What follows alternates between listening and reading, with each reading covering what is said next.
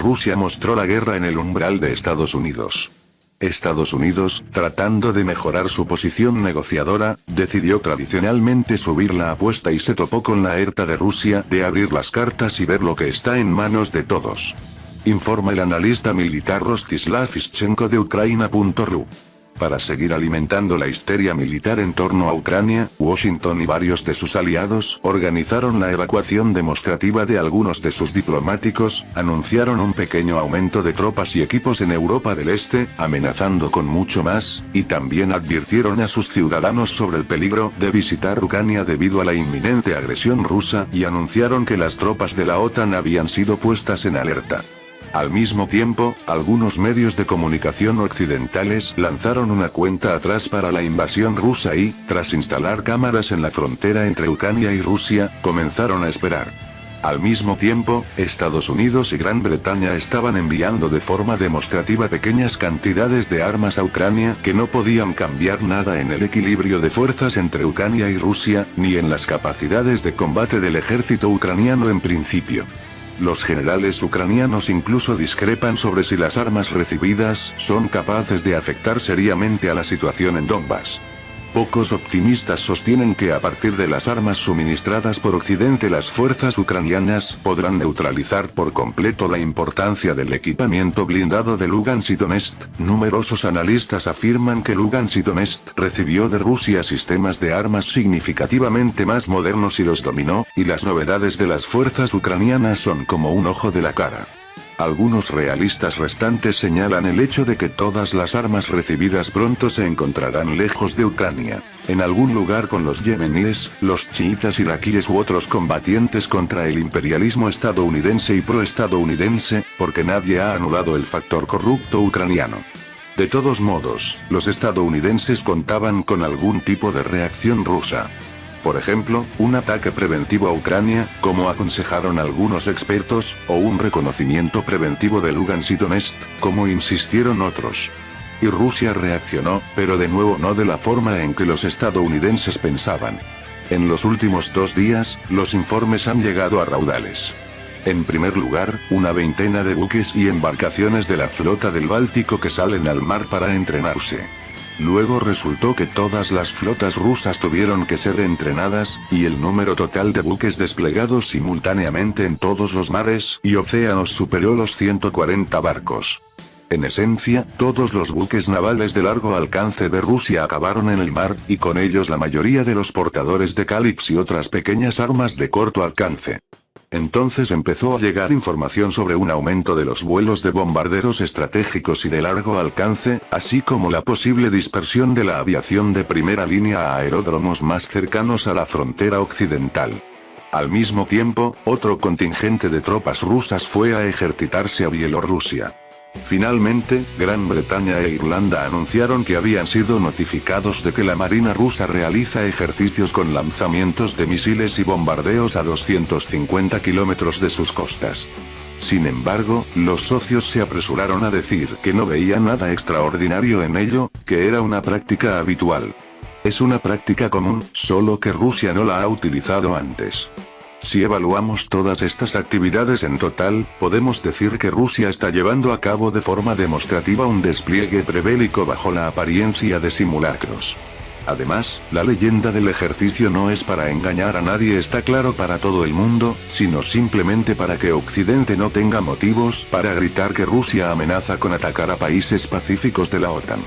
Hasta ahora no hay información solo sobre los ejercicios del componente terrestre de las fuerzas nucleares estratégicas rusas.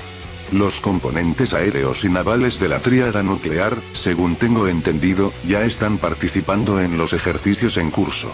La magnitud del despliegue de Rusia no puede compararse con lo que Occidente ya está planeando desplegar en Europa del Este, ni con lo que amenaza con desplegar allí en caso de una invasión de Ucrania. Además, lo único que amenaza a Occidente es un cierto fortalecimiento de sus agrupaciones de Europa del Este en respuesta a la transición prevista por Occidente de la crisis ucraniana a una fase militar que implícitamente intelectualúe a Rusia. Estados Unidos está tratando de reunir a Europa en una manifestación antirrusa y lograr sus objetivos financieros y económicos, bajo el disfraz de una retórica militarista, haciendo sonar las armas. Al mismo tiempo, al darse cuenta de que es prácticamente imposible obligar a Rusia a ocupar Ucrania, Estados Unidos está preparando claramente algún tipo de superprovocación en Ucrania, una provocación de tal tamaño y formato que no hay forma de que Rusia pueda evadir la invasión. Sabemos que a los estadounidenses les gusta jugar con las armas químicas en estos casos, el Ministerio de Defensa ruso llegó a advertir de las correspondientes medidas preparatorias llevadas a cabo por los Estados Unidos en Ucrania. Pero creo que las armas químicas bastante comprometidas durante las provocaciones contra Assad difícilmente son la carta de triunfo que podría ayudar a Washington a revertir dramáticamente la situación en las relaciones entre Rusia y Europa, culpando a Moscú del ataque químico ucraniano. Como si nuestros amigos estadounidenses, con el pretexto de suministrar armas a Ucrania, no llevarán a Kiev una carga nuclear de kilotón y medio. Y una explosión de este tipo tiene lugar en Pechersk, donde la Rada, el Gabinete de Ministros, el Banco Nacional y la Oficina Presidencial están ubicados literalmente en una línea de 1 kilómetro, el efecto sería grande. Al mismo tiempo, el resto de la ciudad no se verá prácticamente afectado, la debilidad de la carga, el relieve y la distancia no hacen que los daños sean catastróficos, y la contaminación radiactiva debería ser moderada. Pero, como comprenderán, Washington y Londres declararán inmediatamente que ningún otro estado, salvo Rusia, podría asestar un golpe semejante.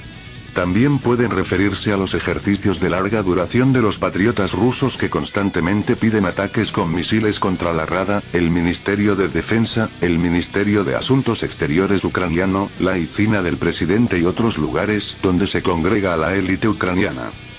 ¿Cree que algo así es imposible? ¿Y en qué se diferencian las armas químicas que no tiene Assad de las nucleares que tiene Rusia? Hussein fue ahorcado en general por armas de destrucción masiva que no poseía. En un intento de evitar este tipo de provocación masiva, Rusia se reció a jugar las cartas, realizando un despliegue previo a la guerra. Moscú recuerda que ha prometido atacar los centros de decisión. El uso de armas de destrucción masiva para perjudicar, aunque sea políticamente, a Rusia, cerca de las fronteras rusas y a través del territorio de la antigua URSS, debe ser y será percibido por Moscú como una agresión directamente contra Rusia. ¿Por qué debería Rusia tolerar provocaciones militares cerca de sus fronteras? Al mismo tiempo, las autoridades rusas son lo suficientemente responsables como para que el formato de despliegue de las Fuerzas Armadas rusas no se perciba como una preparación fatal para una guerra nuclear a gran escala. Hasta ahora, Rusia solo ha demostrado su capacidad para cortar el tránsito de cualquier carga en el Océano Índico, el Atlántico Norte, el Mediterráneo, el Mar Rojo, el Mar Arábigo y el Golfo Pérsico en cualquier momento. En resumen, se está mostrando a Occidente que podría perder el acceso a la despensa de hidrocarburos de Oriente Medio, se bloquearía la posibilidad de que las tropas estadounidenses se desplacen a Europa y Occidente quedaría aislado del comercio asiático y, en parte, latinoamericano. Y eso no es todo. Dado que las últimas maniobras fueron realizadas conjuntamente por Rusia, Irán y China, las capacidades de las armadas occidentales en el Pacífico también pueden verse significativamente limitadas. Después, que Occidente piense si va a la guerra, la pelota está de nuevo en su tejado. Ahora le corresponde a Estados Unidos decidir si responderá a Rusia con un despliegue similar y, lo que es más importante, si dispone de las fuerzas para hacerlo. A nuestro canal Ercir Militar, suscríbase a nuestro canal para tener la mayor información de la actualidad mundial. Si te gustó el video dale like, gracias por su visita a nuestro canal.